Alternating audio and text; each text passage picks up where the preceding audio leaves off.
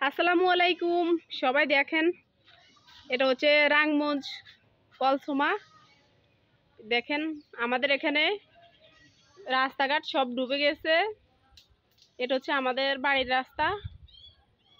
এখানে প্রচুর পানি জমছে একবারে।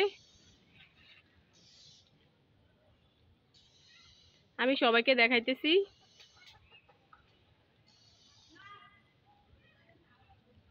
আমাদের এখানে এতটুকু পানি চলে আসছে, এখনো কিছু অংশ বাকি রয়েছে, কিন্তু আমাদের রাস্তা পুরো ভর্তি হয়ে গেছে পানিয়ে।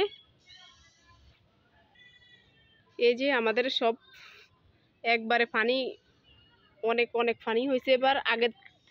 আগের বছরের তুলনায় এখন কিন্তু অনেক বেশি পানি জমছে।